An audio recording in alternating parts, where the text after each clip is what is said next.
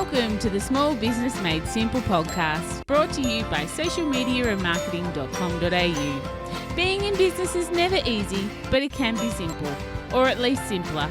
Join me, your host Jen Donovan, every week where we focus on marketing, social media, and working towards simplifying your business. You with me? Let's do this. Gonna dream it big, 'cause someone out there listening. Everyone's got a voice to give, and it's time I heard you whistling, 'cause there's no point at all,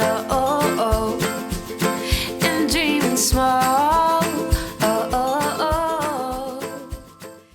Why, hey there, my fabulous listener. Welcome to episode 188 of the Small Business Made Simple podcast. Thank you, as always, for lending me your ears today. I do know there's lots of choices out there, and I really do appreciate you making me and the Small Business Made Simple podcast one of those choices. Today, our subject, or our title subject, is the number one reason why your social media isn't working right now. I've got some very interesting points to say about this, so I hope that you stick around to hear what they are. If you are enjoying this podcast, or you would like to tell me whether this number one reason that I'm going to give you is the number one reason why your social media isn't working right now, then I would love you to tag me on your socials, take a screenshot, and let's have a bit of a conversation around that. That would be super cool. Don't forget, you can get all the show notes for this podcast by going to the website at allthews socialmediaandmarketing.com.au/188. This week's episode is sponsored by the Melbourne Innovation Centre and their Digital Solutions Program. I've been involved with Melbourne Innovation Centre as one of their mentors and workshop hosts for about 3 or 4 years now, and was really chuffed that they wanted to come and sponsor my podcast for a few weeks. So if you live in Victoria, listen up, because Melbourne Innovation Centre has subsidised programs to help you with what you're struggling with in business, especially if it's around digital marketing, getting you customers, and all of that great jazz that sometimes can be a real struggle for us small business owners. For just $44, you can get access to 3 hours of mentoring with the mentor of your choice, Jen Donovan. Access to weekly training, workshops, masterclasses, webinars, online courses, and so much more. Like I said, I am one of the mentors for this excellent program, but you know what? There's about 60 mentors. So whatever you're struggling with, I'm sure you can find just the right expert that you need to help you overcome whatever it is that you are struggling with. And of course, if you live in the Shepparton area, you can come and join us next week, actually. Let me have a quick look at my calendar. On Tuesday the 3rd of May, we are actually having a Business Resilience to Brilliance luncheon in Shepparton. So if you are around that area, then come and see me, because I will be there speaking, but also come and listen to some amazing mentors there as well. Back to the courses. If you're interested in signing up to one of the courses, go to courses.melbourneinnovation.com.au, or of course come to my show notes and you can get the link in there. So I did title today's episode as the number one reason why your social media isn't working right now. And although this reason might not be the only reason, it is a massive reason for many, and many that I see and watch. And the number one reason is that you aren't listening to what they are saying. They being the people who control these platforms, because huge news flash, that simply isn't us. For instance, did you listen back in June 2021 when Instagram told us that Instagram was no longer a photo sharing app anymore? Or are you still predominantly sharing photos on Instagram? Did you embrace Reels, or are you still ignoring them with great gusto? The Instagram bosses told us, or announced in December 2021, that they would rethink what Instagram looked like in 2022. And if you're on Instagram at all or a lot, you will have seen so many changes in just this year to the platform. And my prediction is there's something really big coming, and so many more little things coming as well. We can wind the clock all the way back, still thinking about, are we listening, to 2018 when Mark Zuckerberg canned content on Facebook and told us that content was no longer important. And that was all about interactions, community, and really went all in on Facebook groups, encouraging us to grow our communities on Facebook and have meaningful social interactions. So my question to you, 4 years on, is are you still ignoring Facebook groups as part of your marketing strategy, part of your reach out strategy, as I would talk about? Are you still producing content and linking out of Facebook with that content and wondering why there's no interactions, no love, and no algorithm giving to it? Are you still being promotional on your own Facebook page and expecting that that's okay, that another business, Facebook, would let you grow your business for free organically? It just doesn't make sense. Why would a business let you use their platform for free to grow your own business all the time? They're a business. They want to make money. We need to rethink the way we are using these social media platforms. And at the time of this recording, Elon Musk has just purchased Twitter. Good, bad, or indifferent, if Twitter is a place where you go to interact with your clients and your prospects, then you better listen up for what's changing, for what's happening, for what's being tested and measured, and look for changes in your Twitter habits in conjunction with those changes. Or you might lose those thousands of hours that you've spent building an audience on a platform like Twitter, just like we have on Facebook and Instagram. I'm not saying that Elon Musk will change anything, but I want your ears pricked. I want you listening. I want you watching just the subtlest of changes. Remember when Mark Zuckerberg took the news feed out? It was just called feed. There was no longer the word news. Such subtle changes, and yet connecting all the dots, such a big move. And yes, I'll admit that it totally sucks that we have to perform like monkeys for these platforms if we want what they have. If you want the banana, do as we say, because that's the reality of 2022. And the banana being the algorithm. If we want algorithm, if we want to reach more people, if we want to use these platforms organically, so not paying for it to grow our business, then we have to give what they want us to. It's pretty genius that Mark Zuckerberg has created a business that we all promote for him, and not only promote but drive traffic to. There's probably not a website out there that doesn't have the blue F for Facebook and the Instagram symbol on it. We are literally growing their businesses for them. So we need something back in return, and with that, we need to rethink the way we use organic social media, because it's getting harder and harder and harder. And what once worked and what still so many people are doing simply isn't working anymore. Now, full disclosure, I don't have all the answers, and I'm super sorry for that, but I am always testing and measuring things. So perhaps it's time for you to embrace some test and measure theories as well. To that end, let's take Facebook, for instance. Instead of putting a post up with an external link to it, put the link in the comments. See if that makes a difference. See if putting the link in the comments makes a difference to A, the amount of clicks it gets, B, the engagement it gets, C, how many people land on your website, and of course D, if it's to sell something, your sales. Do they go up? Do they go down? Do they stay the same? Did it make no difference at all? This is what test and measure is all about. It's looking at everything holistically and go, did that make a difference for my business? And please stop trying to grow your followers. Stop trying to grow followers as a metric of how successful you think you are on social media. No one, literally no one cares more than you.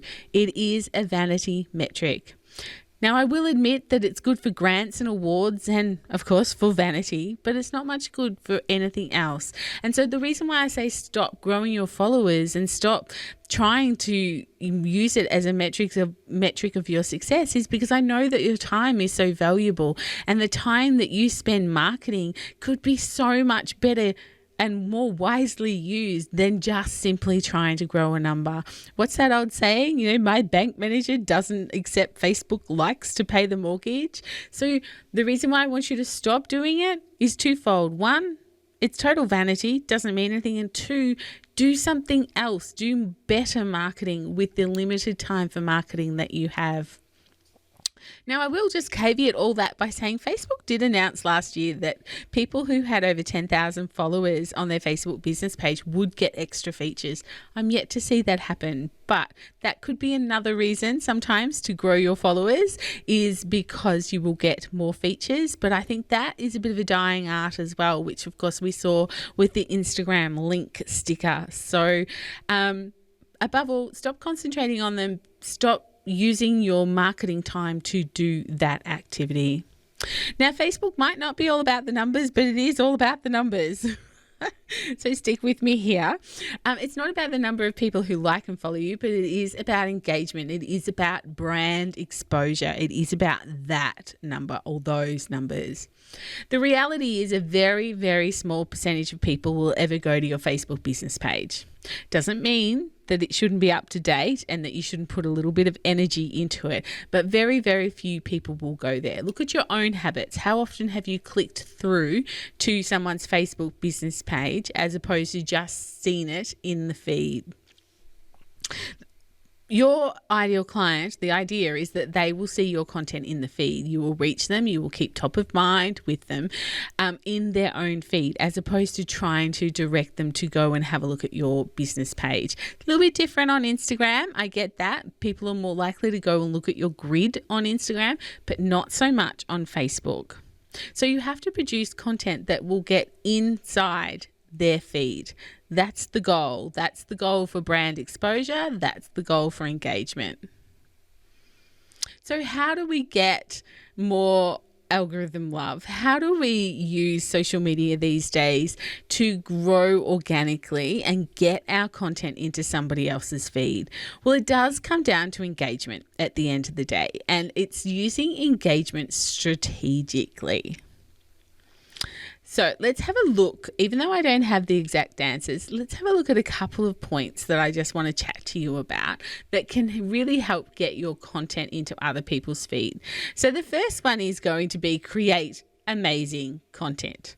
If you want engagement, think of a question that you can ask your audience, and this is just one example of some amazing content you can produce that is purely about getting into people's feed and getting that brand awareness. If you're super smart, then you can get a question that is slightly showing your expertise and also creating that brand awareness. For instance, I did one just recently inside Buy From a Bush Business, my Facebook group. It was like, when did you get your first job in retail? So obviously there are lots of people, what's everyone's favorite subject? Themselves. Everyone wants to answer a question like that. But the trick is not just to do the question, it is to use the background and text. I don't know what this is even called. It's like the square thingy. I don't even know if it has a name, but basically it's when you type something into Facebook and it's short enough that you can choose a background behind it. I hope you know what I mean. If you don't, head to the show notes at socialmediamarketing.com.au/188 and you will see an example there. But basically, that's what I mean. It's got a background and it's text. Absolutely nothing to do with selling, but everything to do with creating brand awareness and engaging.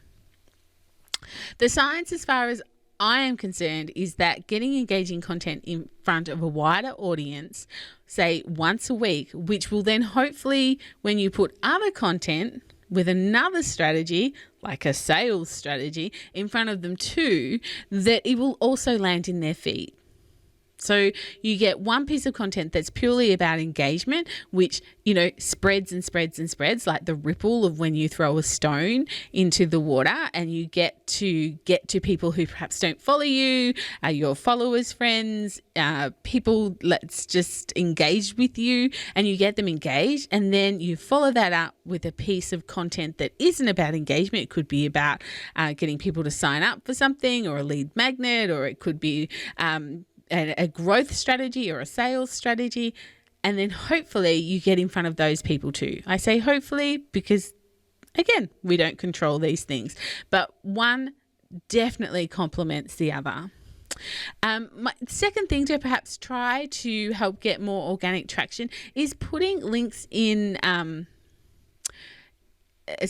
putting links in comments rather than in your captions. Look, I'm currently testing and measuring something on somebody else's platform that's not mine, because I always think it's important to do it on several different platforms, because the algorithm acts very differently depending on what business you are in and who you are trying to attract. Not seeing a huge difference in it, but again, test and measure. We are going to do this for 60 days on and off and see what metrics we come out of. The third thing that you can do, and you know I'm going to say it, the third thing that you can do that can help with organic reach, growth, sales is video. Focus on video. Focus on video.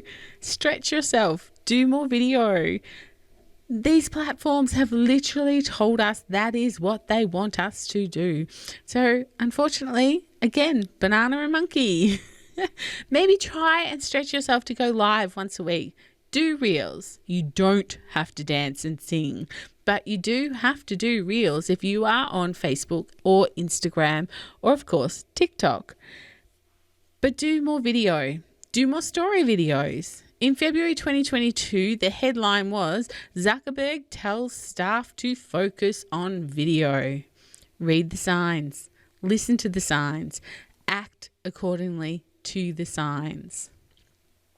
My last two pieces of advice, because I don't want to overwhelm you with one podcast episode, is make marketing a priority and consistently try new things. And of course, keep your ears and eyes open. What's the saying? You know that old saying, if you do what you've always done, you get what you've always got? It's not true. If you do what you've always done on social media, you'll get zip. We need to change. We need to strategically change the way we organically think about these social media platforms. Really try to understand the beast you are working with here. Organic marketing on Meta-owned platforms is almost dead. Posting photos only is dying super quickly, and ignoring video is at your own peril. These people are leaving breadcrumbs for us, and so many small business owners are ignoring the breadcrumbs. If you feel like you're already behind when it comes to marketing, then remember, what's that old saying? When's the best time to plant a tree? 20 years ago. When's the next best time? Today. Change your marketing strategy and change your marketing mindset today. If you want to use these platforms to grow your business, then you need to watch for the trends. You need to follow the people who are in the know about these changes and make changes that are sometimes whispered in your ears in order to grow your small business. I would really love to hear your thoughts on this. I feel like I'm kind of overwhelming you with different ways to think about social media, but also just trying at the end of the day to get you to look at social media, especially organically, with a different lens. What are they telling me? What are the breadcrumbs? And am I actually following them? Or am I doing the same marketing I was doing 2 years ago and wondering why it's not working today? I'd love to keep chatting about this. If you're not part of my like-minded business owners Facebook group, then go and join there and let's have a chat about it. Again, I have some really great guests coming on this year to inside my like-minded Facebook group, my like-minded business owners Facebook group. And I would really love for you to be a part of that as well. I have finance experts, PR experts, marketing experts, besides myself, law experts, and so many more coming in. And you get to hear these people and ask any questions that you might have. Go and join that community. I would love to see you over there. Remember, you can get the show notes for this podcast at all the W's, social media and marketing.com.au/187. Thanks so much to the Melbourne Innovation Centre and the Digital Solutions Program for supporting this episode today. Again, if you're based in Victoria, don't forget to check out the program by going to courses.melbourneinnovation.com.au, and for $44 you can get one-to-one access with for mentoring with either myself or like 50 other digital marketing gurus from across the state. I will see you next week on the podcast for episode 189. But in the meantime, if we're not hanging out on social, let's do that. Let's get social on social, and you can find me on Instagram, Facebook, and of course, LinkedIn. But whatever you do, remember my small business peeps. As my opening song says, there is no point in dreaming small. No time like the present. Tell it like you feel it, say it proud, be true, and let us see you for the star that you are. No point in dreaming small. I would like to acknowledge the traditional custodians of the land, the Yorta Yorta people, on which I record this podcast and conduct my business today, and pay my respects to their elders, past and present. I extend this respect to the Aboriginal and Torres Strait Islander people here with us today as well.